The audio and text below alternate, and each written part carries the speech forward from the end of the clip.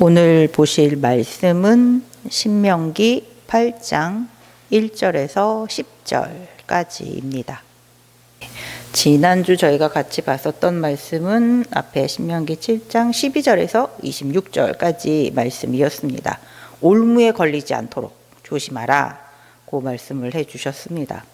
가나안 7족속을 다 몰아내지 않으면 그것이 올무가 될 것이다. 그리고 그들의 우상, 그리고 은, 금 이런 것들을 버리지 못하면 그것도 또한 올무가 될 것이다 라고 하셨습니다. 그리고 그 가나안에 있는 그 7족속들을 몰아내는 것이 두려울 수도 있겠지만 그들보다 더 크신 하나님께서 함께하고 계심을 믿고 나아가라 라고 하셨습니다. 애굽에 10가지 재앙을 내리시면서 이스라엘을 구원해 주신 그 하나님, 그 하나님께서 반드시 가나안 7족속도 다 몰아낼 수 있도록 해주실 것이다. 그러니 하나님의 말씀만을 듣고 지키며 하나님의 말씀에 순종하라 라고 말씀하십니다. 성도, 우리도 이제 살고 있는 이 세상에도 사단들이 감춰놓은 올무들이 구석구석 있습니다. 우리가 좋아하는 것들을 가지고 이제 우리를 유혹하면서 올무에 걸리기를 바라고 있을 것입니다. 그 사단이 숨겨놓은 올무에 걸리지 않는 방법은 하나님의 말씀만을 따라가는 것입니다. 하나님은 하나님의 자녀들을 의의 길로 인도하시는 분이시기에 하나님의 말씀만을 따라간다면 사단이 쳐놓은 올무에 절대 걸리지 않을 것입니다. 항상 하나님의 말씀만을 따라가는 우리 모두가 되어야겠습니다. 오늘 말씀 신명기 8장 1절에서 10절의 이 말씀에서 하나님께서 왜 이스라엘 자손을 40년 동안 광야 길을 걷게 하셨는지 그 이유를, 그 의도를 말씀해 주고 계십니다. 그러니까 하나님께서 걸어가게 하셨다. 40년 광야 길을 하나님께서 걷도록 하셨다.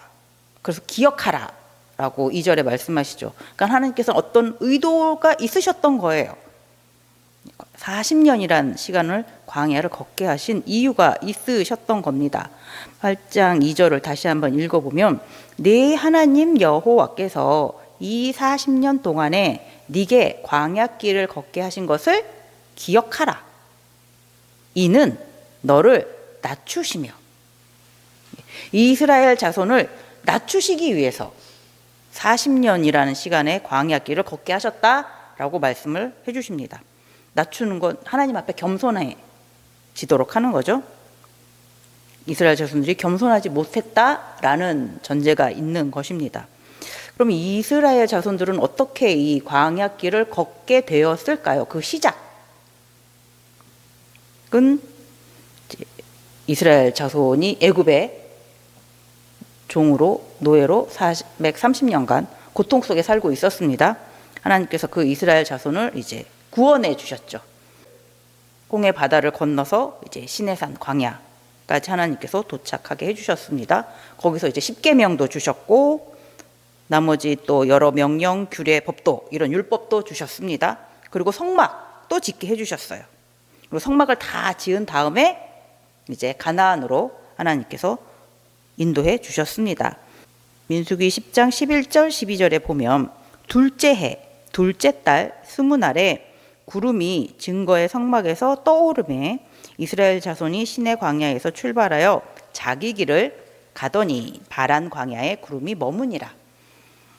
시내산 광야에 도착한 지 둘째 해, 출애굽한 지 둘째 해 둘째 달 스무 날 20일에 성막도 다 지어져서 이제 하나님께서 성막을 먼저 출발시키면서 이스라엘 자손을 가나안으로 인도하셨습니다.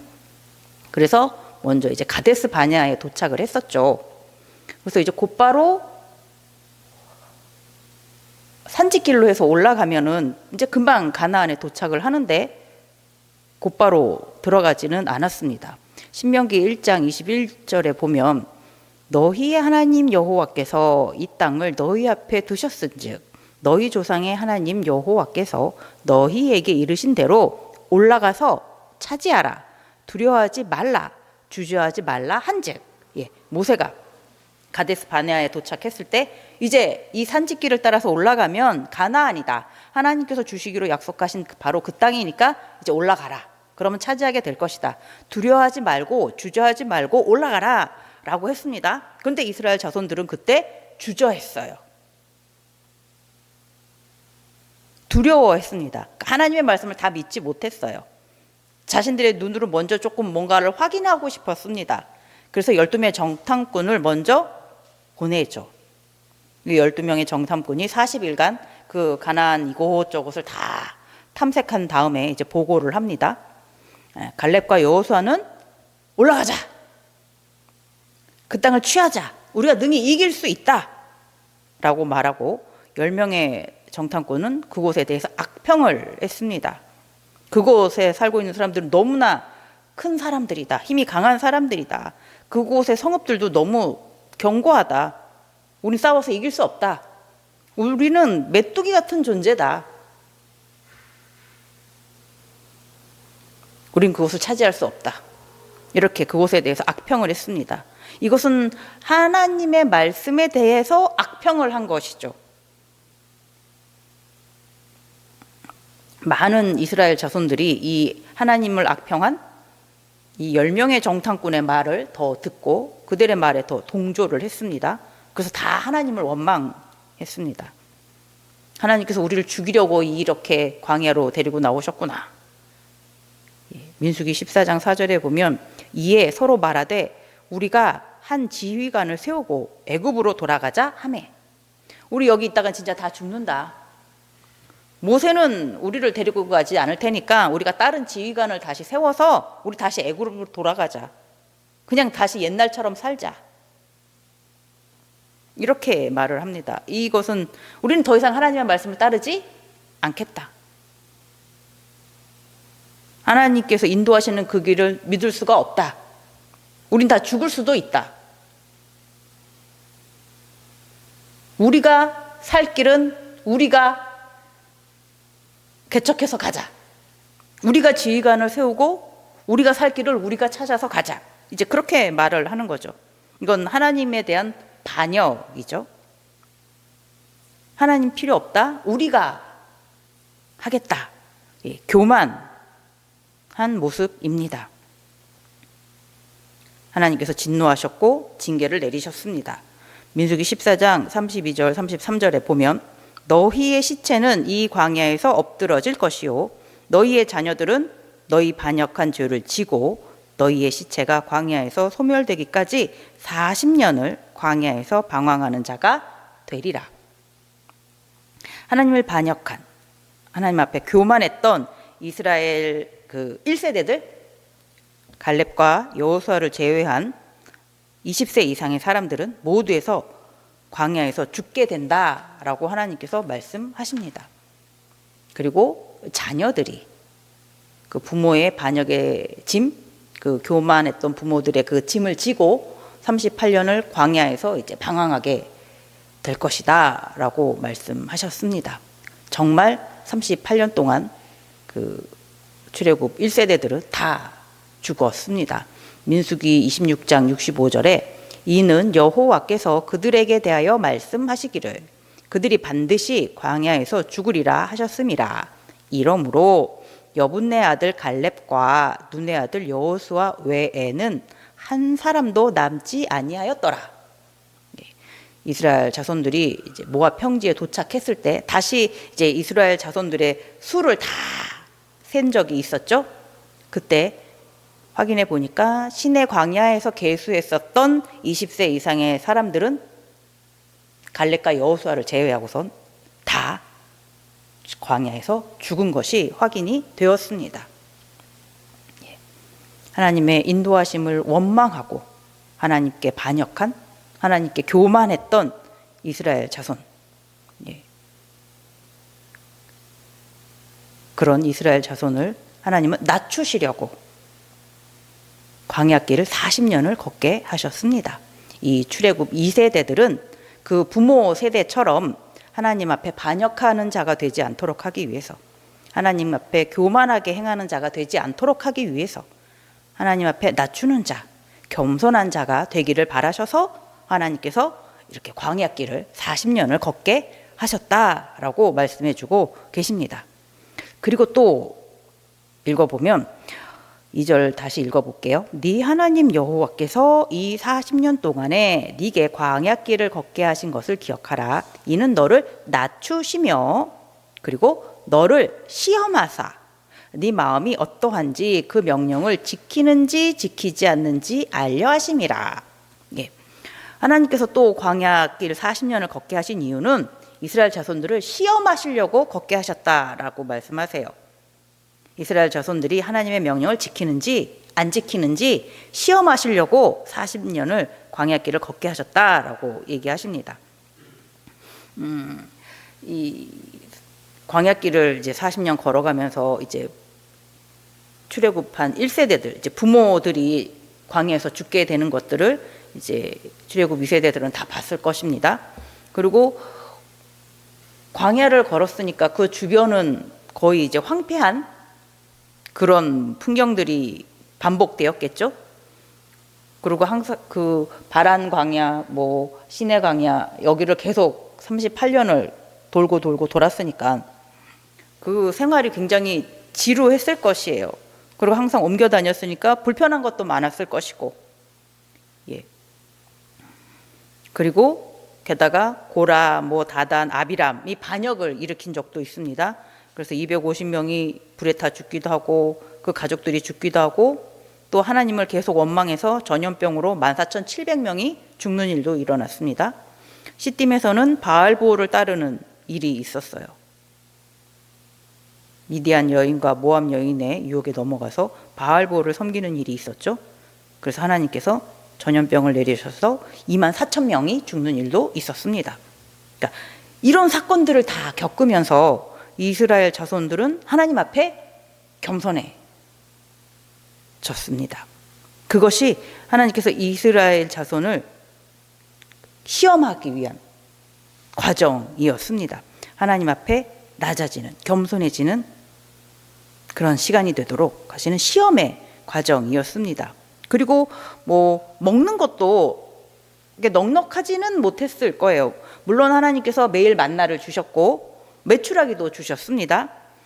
그런데 하나님께서 만나를 처음 주셨을 때도 하나님은 이스라엘 자손을 시험하시겠다라는 말씀을 하셨어요. 출애굽기 16장 4절 보면은 그때에 여호와께서 모세에게 이르시되 보라 내가 너희를 위하여 하늘에서 양식을 비같이 내리리니 백성이 나가서 일용할 것을 날마다 거둘 것이라. 이같이 하여 그들이 내 율법을 준행하나 아니하나 내가 시험하리라.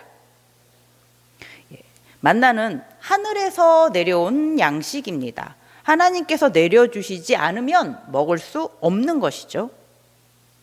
하나님의 말씀대로 그날 먹을 것을 그날 거두어야 합니다. 남기면 안 되죠. 벌레가 생기잖아요. 그리고 6째 날은 꼭 7째 날 것까지 같이 거두어야 합니다. 7째 날에는 하나님께서 만나를 내려주시지 않았어요. 그러니까 이 만나는 하나님의 말씀에 순종해야만 먹을 수 있는 것이죠. 그러니까 하나님의 말씀에 순종해야지 만나를 먹을 수 있다라는 것은 배를 불릴 수 있다라는 것이고 이스라엘 자손들이 살아갈 수 있다라는 것입니다. 생명의 양식이죠. 그날을 살아가게 하는 만나가 있었기 때문에 이스라엘 자손들이 40년 동안 매일매일 먹을 수가 있었던 것입니다. 그래서 오늘 말씀에서도 하나님께서 만나를 주신 것을 다시 얘기하시죠. 3절 같이 한번 다시 읽어볼까요? 너를 낮추시며 너를 줄이게 하시며 또 너도 알지 못하며 네 조상들도 알지 못하던 한 번도 주신 적이 없었으니까요. 그 만나를 네게 먹게 하신 것은 사람이 떡으로만 사는 것이 아니요 여호와의 입에서 나오는 모든 말씀으로 사는 줄을 네가 알게 하려 하심이니라. 아멘. 하나님께서 만나를 주신 이유는 사람이 배만 부르는 것, 배를 채우는 것으로만 살아가는 것은 아니다. 하나님의 말씀이 채워져야지 살아갈 수 있다. 그것을 깨닫게 하시려고 만나를 주셨다. 라고 하십니다. 그 만나를 40년 동안 광야길을 가면서 주신 것은 이스라엘 자손들이 하나님의 말씀대로 지키는지 안 지키는지 시험하시기 위해서라고 말씀하십니다. 그리고 또 하나님께서 40년 광야길을 걷게 하신 것은 5절에 보면은요, 너는 사람이 그 아들을 징계한 같이 네 하나님 여호와께서 너를 징계하시는 줄 마음에 생각하고, 하나님께서 징계하시는 거라고 하세요. 근데 이 징계가 하나님께서 애굽의 바로와 애굽 사람들에게 내린 그 징계, 10가지 재앙 같은 그런 무서운 징계는 아니고요. 부모가 아들, 자녀에게 하는 징계, 사랑이 담긴 징계, 훈계죠. 잠언 3장 11절 12절에 내 아들아 여호와의 징계를 경히 여기지 말라. 그 꾸지람을 싫어하지 말라. 대저 여호와께서 그 사랑하시는 자를 징계하시기를 마치 아비가 그 기뻐하는 아들을 징계한 같이 하시느니라.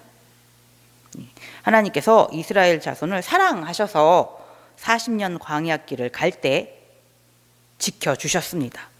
그것은 징계의 시간이지만 시험의 시간이기도 하시지만 하나님께서는 그 길에 지켜주시고 챙겨주셨습니다. 어떻게 지켜주시고 챙겨주셨냐면 4절 보면요, 이 40년 동안에 네 의복이 헤어지지 아니하였고 네 발이 부르트지 아니하였느니라. 발이 부르트지 않도록은 어떻게 하나님께서 혈액순환이 잘 되게 해주셔가지고 그건 가능할 것 같긴 해요. 근데 신발이 헤어지지도 않고 의복이 헤어지지도 않게까지 해주신 거는 참 어떻게 이게 가능하지라는 생각이 좀 드는 게, 어른들은 그 옷 안 떨어지게 잘 이렇게 입었다가 할 수도 있겠지만 사람들이 자꾸 새로 태어나잖아요. 자꾸 자라는데 그 사람들은 옷이 바뀌어져야지 되잖아요. 그럼 새로운 옷이 필요한데 반드시. 근데 어떻게 그 사람들은 그 옷을 입고 살 수가 있었을까라는 생각이 들기도 합니다. 그런데도 모두 다 이제 옷도 헤어지지 않도록 잘 입었다라는 것은 하나님께서 새 옷도 충분히 입을 수 있도록 그 필요한 물품들을 다 이제 공급해 주셨다라는 것이죠. 의복이 40년간 헤어지지 않는 것, 거친 광야길을 가는데 발이 부르티지도 않는 것, 또 낮에는 구름 기둥이 시원하게 해주고 밤에는 불 기둥이 추위를 막아주고, 이런 일을 겪었다? 이건 정말 쉬운 일이 아니죠. 아무나 해줄 수 있는 일도 아닙니다. 해주고 싶어야 하고 해줄 수 있는 능력이 있어야지 가능한 일입니다. 하나님은 해주실 수 있는 능력이 계신 분이었고 해주고 싶을 만큼 이스라엘 자손들을 사랑하셨습니다. 그래서 40년 광야길을 징계의 과정이기는 하지만 하나님의 사랑이 담긴 훈계의 시간입니다.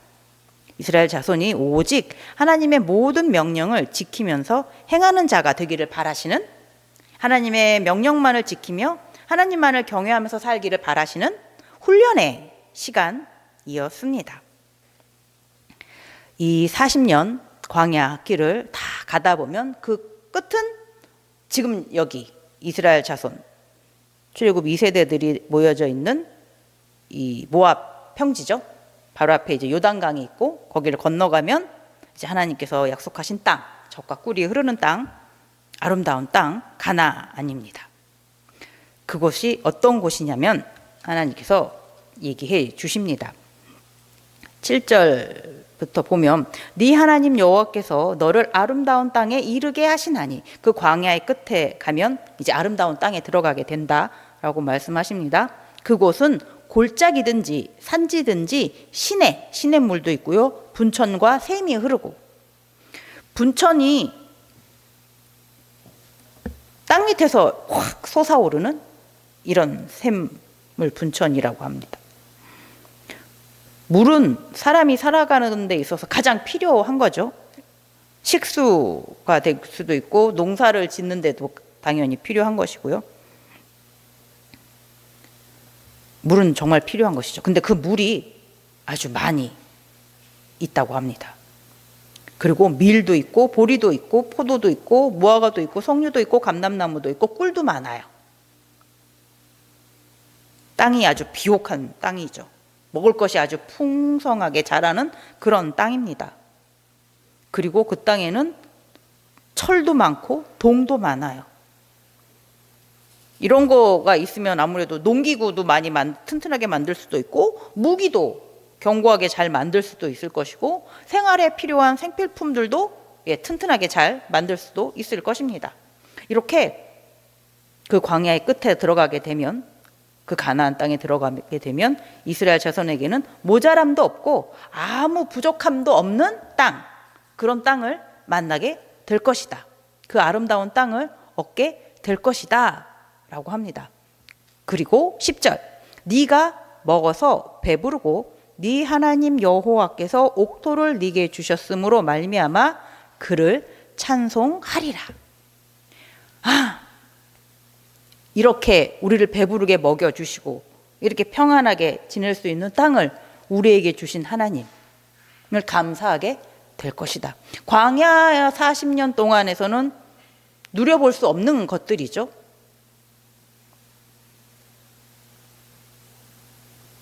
그 풍부한 물과 먹을 것과 지와 자원들, 이런 것들, 광야 생활에서는 보기 어려운 것들, 그것이 풍성하게 준비되어 있습니다. 너무나 귀한 것, 이것을 주신 하나님의 은혜, 감사하게 될 것이다. 하나님을 찬양하게 될 것이다. 그것을 바라면서 하나님께서는 이 광야길 40년을 걷게 하셨다 라고 말씀하십니다.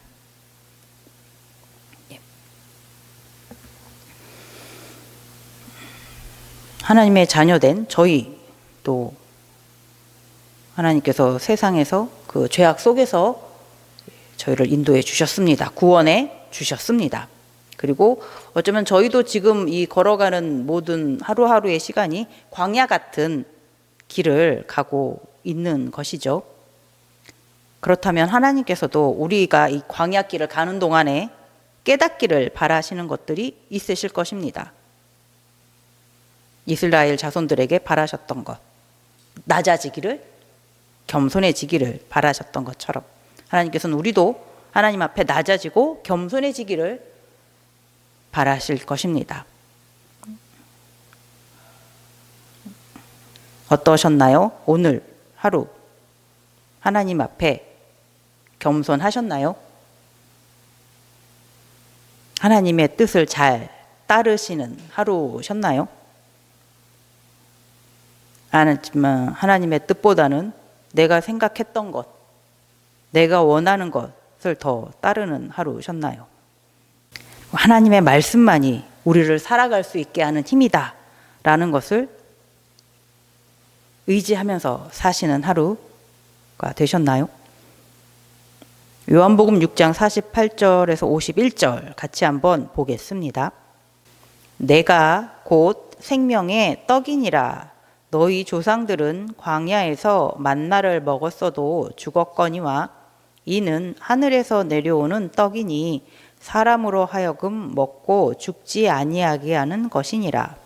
나는 하늘에서 내려온 살아있는 떡이니 사람이 이 떡을 먹으면 영생하리라.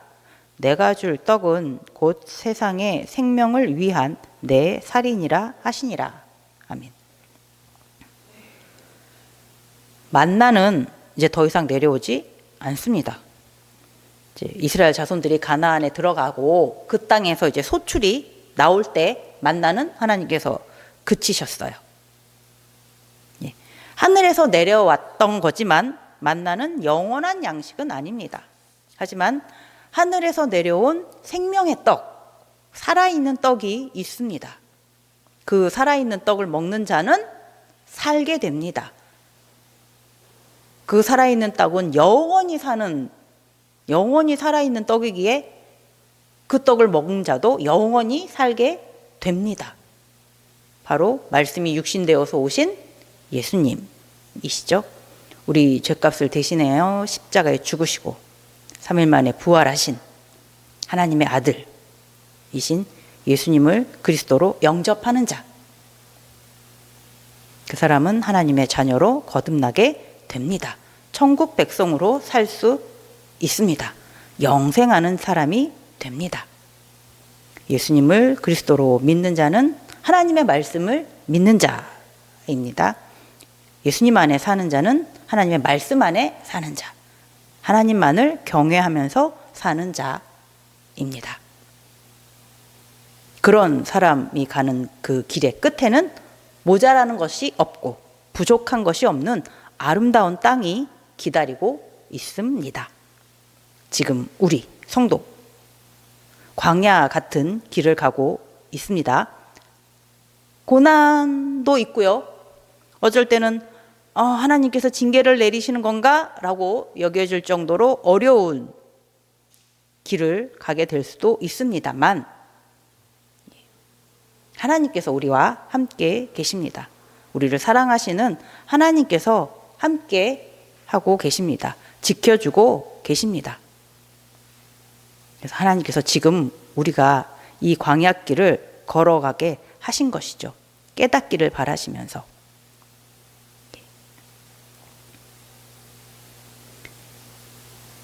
하나님을 생각하시면서 하나님의 손 꼭 붙잡으시고 하나님께서 준비하신 그 아름다운 땅, 그것을 바라시며 내일도 힘차게 나아가시는 우리 모두가 되기를 바랍니다. 기도하겠습니다.